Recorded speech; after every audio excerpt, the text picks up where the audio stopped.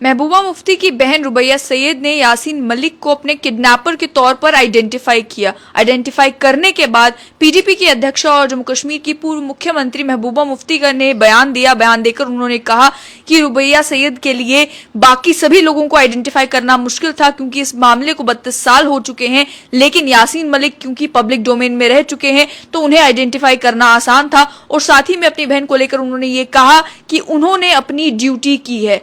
लेकिन वहीं अगर महबूबा मुफ्ती के पिछले बयानों की बात की जाए, यानी कि जिस समय यासीन मलिक को कोर्ट ने सेंटेंस किया था उस समय उनका यह बयान था कि वो सुप्रीम कोर्ट में भी जा सकते हैं। उससे पहले जब यासीन मलिक की ऑर्गेनाइजेशन जेकेएलएफ पर बैन लगाया गया था उस समय महबूबा मुफ्ती का यह बयान था कि ये भारतीय जनता पार्टी की या केंद्र सरकार की मस्कुलर पॉलिसी है।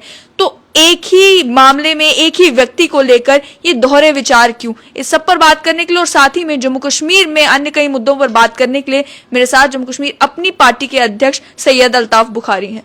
अल्ताफ साहब, सबसे पहले आपसे ये जानना चाहूंगी कि इस बयान को आप किस तरीके से देखते हैं कि एक तरफ महबूबा मुफ्ती ये कहती नहीं थकती थी कि केंद्र सरकार को जब बात करनी है तो अलगाववादी नेताओं से भी बात करनी चाहिए, यासीन मलिक को लेकर कहा करती थी या बाकी जितने अलगाववादी नेता हैं कि ये भी स्टेक होल्डर हैं, और आज जब उन्हीं की बहन ने एज ए किडनैपर आइडेंटिफाई कर लिया है तो उनको लेकर ये कह रही हैं कि उन्होंने तो अपनी ड्यूटी की है। देखिए, इसमें कुछ नया नहीं है। महबूबा जी की दोगली पॉलिसी रही है हमेशा। जब वो सरकार में थी तो एक रोल करती थी, जब सरकार से बाहर आ गई तो दूसरा बयानबाजी कर रही हैं। मुझे तो मालूम नहीं है कि वो किस मुंह से ये कह रही हैं। जब 2017 में यासीन मलिक साहब को अरेस्ट किया गया, महबूबा जी होम मिनिस्टर थी, यहाँ की चीफ मिनिस्टर थी, उसी वक्त तो उनको अरेस्ट करके तिहाड़ जेल में लिया गया। तो अगर मस्कुलर पॉलिसी है तो वो मस्कुलर पॉलिसी तो महबूबा जी की थी। उस वक्त उन्होंने किसी कैबिनेट में ये डिसीजन नहीं लिया कि उनको गिरफ्तार करना है। उन्होंने कहा law takes its own course. If law takes its own course, आज भी तो law takes its own course. Having said that, Mehbooba ji हमेशा कहती है रिकन्सिलेशन की बात। जब जम्मू कश्मीर में Hindustan government of India should reconcile with everybody. अगर रिकन्सिलेशन की बात है, आप पाकिस्तान के साथ रिकन्सिलेशन की बात करती हैं तो ये फिर यहीं से रिकन्सिलेशन की बात करनी चाहिए थी आपको। एक साइड से आप कहती हैं कि वो किडनैपर है, दूसरे साइड से रिकन्सिलेशन कहाँ हुआ? तो ये कन्फ्यूजन जो है, ये कन्फ्यूजन कन्फाउंडेड है महबूबा जी में। She is not able to determine what line she wants to take. आपका अपना क्या opinion? She wants to prove that she is very close to these forces जो आज तिहाड़ जेल में बंद है, लेकिन दूसरी तरफ से she wants to distance herself also away from them. आपका अपना क्या ओपिनियन है यासीन मलिक को लेकर? क्या वो लोग भी हैं कश्मीर घाटी में जिन्हें यासीन मलिक को लेकर जो अगर बात होती है तो वे बातें अपील करती हैं? देखिए, मैं बताऊंगा, there is a percentage of people who have never accepted accession to India. Whether the percentage is 0%, 2%, 4%, 5% is an debatable question. Now there are different approaches. आप मुख्तलिफ वक्तों पे सेंट्रल गवर्नमेंट ने भी मुख्तलिफ अप्रोचेस किए हैं। एक वक्त पे सेंट्रल गवर्नमेंट ने रिकन्सिलेशन की, इनको छोड़ा, इनके साथ बात की, लेकिन फिर वो बात आगे चली नहीं।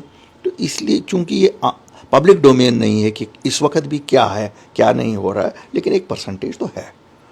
To say that there are no people who support that viewpoint would be absolutely false, but a majority, जिसे आप एक बहुत बड़ी मेजॉरिटी कहते हैं, they want to lead a peaceful life।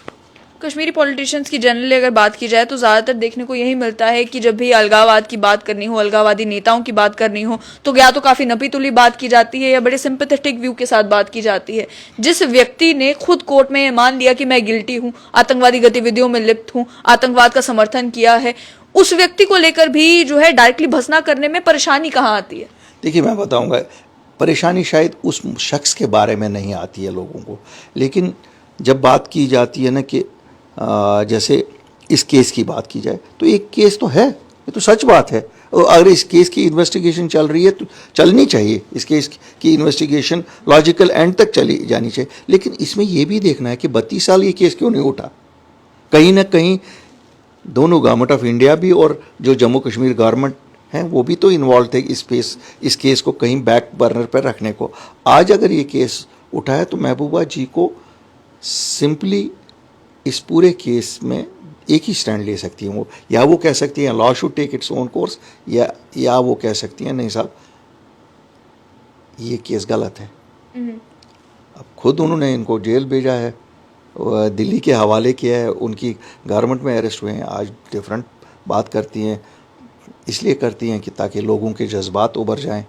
क्यों जब लोगों को दोगली बातें समझाई कही जाती है ना, देयर इज़, वो मैंने कहा ना एक परसेंटेज है, नोबडी कैन से 2% है, 4% है, 5% है, 10% है। लेकिन क्या इतनी करेंसी है इन अलगावादी नेताओं की कश्मीर घाटी में कि इनको लेकर जब बयानबाजी होगी, या ये भी एक मुद्दा जो है आने वाली इलेक्शंस में बनेंगे, या इनको लेकर पॉलिटिशियंस जो है वो कोशिश करेंगे कि जनता की भावनाओं को स्वे किया जाए? देखिए मैं आपको बताऊंगा, इनकी शायद कोई पोजीशन नहीं है, लेकिन सेंटिमेंट तो है इनकी। नॉट, देखिए सेंटिमेंट क्या, कंफ्यूजन क्या है, उस सेंटिमेंट और लीडर को एक साथ किया जाता है। सेंटिमेंट और लीडर को एक साथ ना करो। सेंटिमेंट एक है और लीडर, इसके मुख्तलिफ वक्तों पे मुख्तलिफ लीडर रहे हैं। कभी इस सेंटिमेंट का शेख मोहम्मद अब्दुल्ला ने भी इस्तेमाल किया, कभी इस सेंटिमेंट का महबूबा जी ने भी इस्तेमाल किया, इसको मुख्तलिफ, और कभी और किसी ने भी किया। पीडीपी में आप भी रहे हैं, मानते हैं कि इस सेंटिमेंट का इस्तेमाल तभी किया जाता है जब आप सत्ता से बाहर होते हैं? मुझे तो लगता नहीं है। सत्ता से बाहर जिस वक्त हम पीडीपी में थे, जब तब तो सत्ता में थी नहीं पहले, तो तब तो हमने रोना धोना ही देखा। तो शायद उस वक्त वही सबक दिल्ली से होता था इनको कि आप रोना धोना करो, तो वो रोना धोना कर लेती थी। तो उस समय ये सेंटिमेंट्स वे करने के लिए, या फिर किसी अलगावादी नेता की बात करने के लिए, या जनता को ये कहने के लिए कि भाई ये मस्कुलर पॉलिसी का इस्तेमाल किया जा रहा है, ऑर्गेनाइजेशंस बैन करने से क्या ही हो जाएगा? उस वक्त तो हमने ये बयान नहीं सुना कभी, उस वक्त तो ये बयान नहीं सुना, ये तो बाद में ही हुआ। लेकिन हम भी कभी कभी इसमें बहुत परेशान हो जाते हैं कि आखिर what does she want. She is the one जिसने हैंड ओवर किया इनको दिल्ली के, इसी के चीफ मिनिस्टरशिप में she was the home minister. तो आज क्या कह रही हैं, तब क्या कह रही थी, क्या सच है, हम तो आपसे भी जानना चाहते हैं सच क्या है। ये बात होगी महबूबा मुफ्ती की, आपसे जानना चाहूंगी क्योंकि आप भी जम्मू कश्मीर अपनी पार्टी के अध्यक्ष हैं, आपका भी कोई अपना ओपिनियन होगा इस मामले में, आपका भी कोई सोच होगी यासीन मलिक को लेकर, इन अलगावादी नेताओं को लेकर? मैं बताऊंगा आपको, जहां तक बात है, एक केस चल रहा है, अगर वो इनोसेंट है, if they have not done anything, the court will prove them innocent. Unless they are proved guilty, they are innocent. That is the premise of justice. लेकिन ऑलरेडी बाकी जो आतंकवाद के चार्जेस हैं उन पर तो वो एक्सेप्ट कर चुके हैं कि वो गिल्टी है, उसमें तो उनको सजा भी सुनाई जाएगी। मैंने वही कहा ना, unless proved guilty, he is considered to be innocent. अब अगर वो खुद कोई चीज़ एक्सेप्ट करते हैं तो मैं क्या पैरवी उनकी यहाँ करूँ? मैं तो कोई पैरवी नहीं कर सकता ना, वो अपनी पैरवी तो खुद कर सकता है, और उसे ही मालूम होगा कि he has chosen and he, जैसे उन्होंने अभी कहा कि मैं खुद अपने केस को डिफेंड करना चाहता हूँ। ये जो मुद्दे उभरना शुरू हो गए हैं, इससे क्या ये अंदाजा लगाया जा सकता है कि अब बस चुनाव आने ही वाले हैं? मुझे नहीं लगता चुनाव कोई नज़दीक है, कोई ऐसा कुछ नहीं लगता है। क्यों दिल्ली चुनाव को लेकर इस मसले को इस्तेमाल कर रही है एज अ कैरेट, कि जम्मू कश्मीर में लोगों को कह रही है कि हम चुनाव करने जा रहे हैं, एज इफ कोई फेवर हो करने जा रहे हैं। ये तो डेमोक्रेटिक राइट है लोगों का, चुनाव होने चाहिए, 4 साल कहीं गवर्नर रूल नहीं होना चाहिए। लेकिन ये ऐसी मसले तो उठते रहेंगे, लेकिन मुझे नहीं लगता आम लोगों को कोई इससे लेना देना है। ये शायद आपको, क्योंकि you are in the business of news, और हम लोग जो हमें लगता है कि ये मुद्दे हैं, आम लोगों की इस वक्त है, उनके बच्चों को नौकरियां मिले, उनके ज़मीनों का तहफ़्फ़ुज़ रहे, उनको ये है कि इकॉनमी ठीक चलती रहे, अमन रहे, लोग तो खुश अमन से। मैं आपको सच बताऊंगा, पीपल आर वेरी हैप्पी कि there is a semblance of normalcy. 100% normalcy नहीं है, लेकिन सेम्बलेंस ऑफ नॉर्मलसी तो है।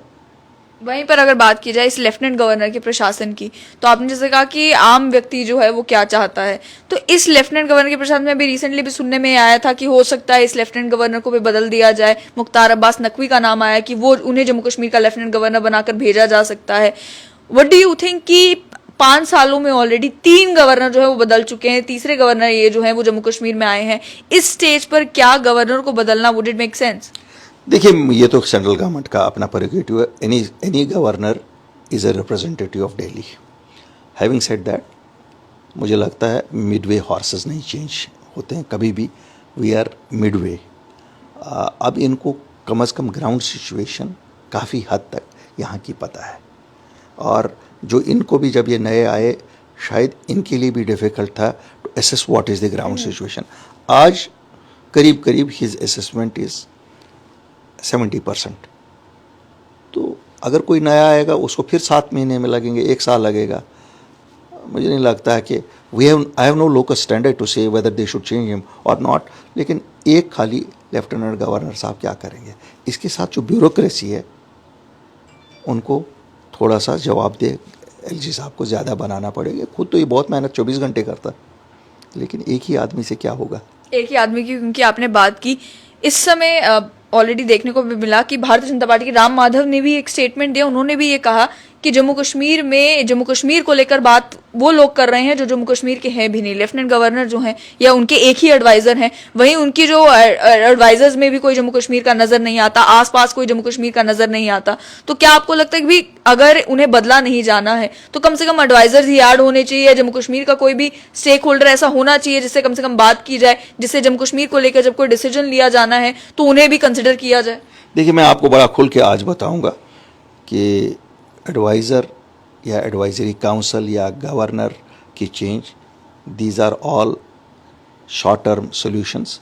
सॉल्यूशन इस वक्त जो वक्त की ज़रूरत है, election should be ordered immediately, a democratic government should come in, और 3-4 महीने में इलेक्शन हो सकते हैं।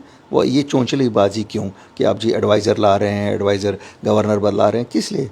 How does it make? He is the resident representative of government of India, उसमें तो कोई फ़र्क नहीं पड़ती है।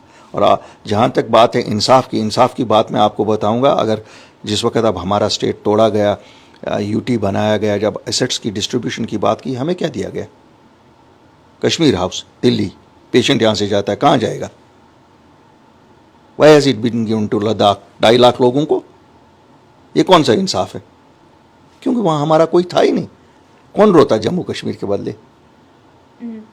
तो वो तो ऐसे ही हर जगह जो हो रहा है इस वक्त। आप देखिए, ये हमारे नेचुरल रिसोर्सेज की बात जहाँ तक है, बाहर के लोगों को दी गई है। What is this? तो अब हम भी इस वक्त ये कहते हैं कि अब वो स्टेज आ गया, now democratic government should be allowed to assume whichever people's choose. ऐसा तो है नहीं कि कोई ज़ोर ज़बरदस्ती होगी। जिस समय प्राइम मिनिस्टर के साथ ऑल पार्टी मीटिंग हुई थी, जितने भी लोग उसमें शामिल थे, उस समय जितने भी पॉलिटिकल पार्टीज के लोग शामिल थे, हर एक ने एक बात जरूर कही थी कि स्टेटहुड, कि जम्मू कश्मीर को जल्द से जल्द स्टेटहुड मिलना चाहिए। आज जब हम बात कर रहे हैं तो बात यही है कि इलेक्शन जल्द से जल्द होनी चाहिए, चाहे वो यूनियन टेरिटरी में ही क्यों ना हो। स्टेटहुड का नामो निशान कहीं पर नजर नहीं आ रहा। तो क्या स्टेटहुड की डिमांड आपको लगता है कि फिलहाल फुलफिल होने नहीं वाली, तो इस पर बात करने का फायदा नहीं, या आपको लगता है कि इलेक्शन पहले जल्दी करवा लिए जाए? स्टेटहुड जो है वो लॉन्ग टर्म गेन है, लॉन्ग टर्म में उसके बारे में सोचा जाएगा। देखिए, मैं आपको बताऊंगा, अगर हम कंडीशन रखें कि हम पहले स्टेटहुड दे दो और फिर इलेक्शन होंगे, तो वो शायद हमारे लोगों के साथ जाती होगी पॉलिटिकली। लेकिन एम्फसाइज तो किया जा सकता है कि स्टेटहुड जो है वो सबसे ज्यादा इंपॉर्टेंट है। आई थिंक आए दिन आप देखते होंगे, हमारा भी ये है कि हमारे तो मेन कोर एजेंडा में है स्टेटहुड, लेकिन पहले हमें देखना है कि लोगों को सहूलियत किससे मिलेगी। लोगों को ज़्यादा सहूलियत मिलेगी, एक सरकार बने और उसके बाद वो सरकार परस्यू करेगी, उसका एजेंडा होगा। उसकी फेलियर और सक्सेस का नाप तो उसी से होगा, क्या कितनी जल्दी वो स्टेटहुड अपना लाते हैं। इलेक्शंस का क्योंकि आप जिक्र कर रहे हैं, डिलिमिटेशन को लेकर अगर बात की जाए तो वो पार्टीज अक्सर अपनी पार्टी को लेकर और पीपल्स कॉन्फ्रेंस को लेकर ये कहते हैं कि ये न्यू दिल्ली के बड़ी नज़दीक हैं पार्टीज, और वो भी ये भी कहते हैं कि ये जो डिलिमिटेशन करवाई गई है ये भारतीय जनता पार्टी नहीं करवाई है। उनका एक एनालिसिस ये भी देखने को मिल रहा है कि नॉर्थ कश्मीर की ओर अगर देखा जाए तो जो डिलिमिटेशन हुई है कॉन्स्टिट्यूएंसीज की, उससे ऐसा लगता है कि पीपल्स कॉन्फ्रेंस को फायदा ज्यादा है और अपनी पार्टी को नुकसान है। तो क्या आप भी मानते हैं कि डिलिमिटेशन जो हुई है उससे कहीं ना कहीं अपनी पार्टी को नुकसान है, और ये भी अंदाजा लगाया जा रहा है कि कहीं कोई नाराजगी तो नहीं अपनी पार्टी के साथ न्यू दिल्ली को? देखिए, मैं आपको 2-3 चीज़ें बताऊंगा। जहाँ तक डिलिमिटेशन का सवाल है, डिलिमिटेशन जम्मू कश्मीर का डिलिमिटेशन भाजपा ने अपनी मर्जी के मुताबिक किया, इसमें 2 राय नहीं हो सकती है। It has not been done as per the lay down procedures. Having said that, whether it's suits A, whether it suits B, whether it suits C, does not make any difference, because how can anybody justify, मुझे बताओ, पुंछ और राजौरी को अनंतनाग से लगाना है, करना के साथ ये जो 6 महीने बंद रहता है कराल पोरा कोरा गाना, तो ये कोई जस्टिफिकेशन की बातें तो है नहीं। भारतीय जनता पार्टी ने वो किया जो उनको सूट कर रहा था। अब मुझे ये पता नहीं है लॉन्ग टर्म एजेंडा उनका क्या है, उसमें क्या नहीं है। जहाँ तक हमारी पार्टी का ताल्लुक है, अपनी पार्टी का ताल्लुक है, हम एक नई जमात है, हमारे लिए हर एक कॉन्स्टिट्यूंसी नई है, चाहे वो पुराने उससे थी या नए इससे थी। तो हमें तो पार्टी नहीं है, लीडर्स तो पुराने हैं, हमें फर्स्ट टाइम ही तो जाना है।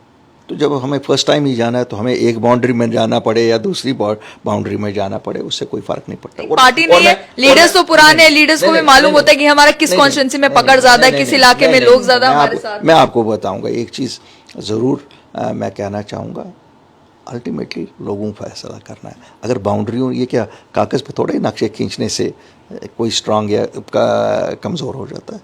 जहाँ तक लोगों की मैं पकड़ की बात है, आप देख रहे होंगे पिछले 2 महीने से हमारा चूँकि मास कॉन्टैक्ट प्रोग्राम चल रहा है लोगों के साथ, मुझे तो आज उम्मीद हो चली है कि अगली सरकार किसी भी सूरत में अपनी पार्टी की होगी। और इसमें कोई शक मुझे नहीं है कि जम्मू से जो सपोर्ट मिल रहा है, Jammu is also trying for an inclusive government. और हमारी कोशिश है, हम लोगों से कहते हैं इंक्लूसिव गवर्नमेंट बनाओ ताकि जो दोनों रीजन्स को रिप्रेजेंट करे। और अपनी पार्टी एक वाहिद पार्टी है जो जम्मू और कश्मीर में दोनों जगह पे है, और दोनों जगह पे एक ही बात कहती है। आज विवाद का कोई मुद्दा नहीं है, आज कोई ऑटोनॉमी का मसला नहीं है, आज कोई सेल्फ रूल का मसला नहीं है कि जम्मू को वो एक्सेप्टेबल नहीं है। अपनी पार्टी कहती है स्टेटहुड, जम्मू वाले स्टेटहुड मांगते हैं, कश्मीरी स्टेटहुड मांगते हैं। अपनी पार्टी कहती है नौकरियों का तहफ़्फ़ुज़, ज़मीनों का तहफ़्फ़ुज़। तो हमारे कोई ऐसे नहीं है, वी रिप्रेजेंट बोथ। और दिया क्या है, अगर आज माना जाए ठीक है, इलेक्टोरल मैथमेटिक्स में चार्ट पे बैठ के बीजेपी ने बहुत कुछ अपने हिसाब से कपड़ा काटा होगा, लेकिन आप देखेंगे उसको लेकर भी जो है पीडीपी के एक नेता ने एक बयान दिया था कि ऐसा लग रहा है कि अब पटवारी को लेकर जाना पड़ेगा ये पता करने के लिए कि हमारा कॉन्स्टिट्यूएंसी कौन सी है, कहाँ के वोटर्स कहाँ जोड़े गए हैं। तो क्या आप भी मानते हैं कि मुश्किलें बढ़ गई हैं अब, क्योंकि कॉन्स्टिट्यूएंसीज जो नई बनाई गई हैं,